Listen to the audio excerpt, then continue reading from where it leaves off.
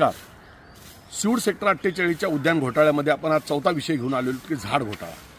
उद्यानामध्ये अर्ध उद्यानपेक्षा जास्त सिमेंट काँक्रिटीकरण झालेले विविध कामासाठी आणि उरलेल्या अर्ध्या उद्यानामध्ये 25 गुंठे लॉन केलेले।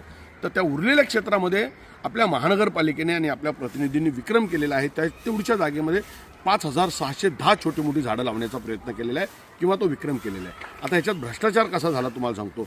मोठी झाडं 259 लावण्यात आलेली आहेत, तर छोटी झाडं जी 3025 मंजूर होती तर ती 5351 पर्यंत नेलेली आहे। आता या मोठ्या झाडांचं उदाहरण बघाल तर हे झाड ज्यावेळेस आपण 2-3 वर्षाचं असतं त्याची किंमत 500 ते 600 रुपये असते किंवा 700 रुपये ती पोच होते।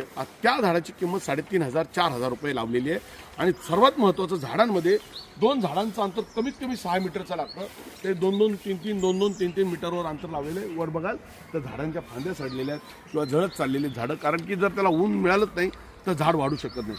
अशा पद्धतीने एवढ्या झाडांकरिता 10,50,000 रुपये पालिकेने खर्च केलेले आहेत। या कामामध्ये देखील जवळपास 60 ते 70-80% जास्त 70% तरी 100% याच्यामध्ये घोटाळा झालेला आहे। आपल्याला विनंती आहे या उद्यानामध्ये पहिली काही 200-500 झाडं असतील कोणी माहिती मागवावा आणि 6,500-6,500 झाडांचं हे उद्यान झालेलं आहे। याच्यामध्ये माझ्या मेहनतीचा पैसा आहे। मी 1001 रुपये बक्षीस देईन, कुणी पण यावं मला 6000, मी तर जास्तच नाही धरत, त्यांच्या 5600 मध्ये 400 जुनी झाडं धरा, 6000 झाडं मला शोधून दाखवा आणि 1001 रुपये बक्षीस घेऊन दाखवा, ही माझी विनंती आहे। आणि प्रशासनाला विनंती आहे की या भ्रष्टाचाराची सखोल चौकशी करावी आणि मूळ दोषी असतील, निवड कायद्याच्या पेपरवरचे दोषी नको, त्या पडद्याच्या मागे जे आका दोषी असतील त्याविषयी आपण कारवाई करावी, एवढीच माझी विनंती।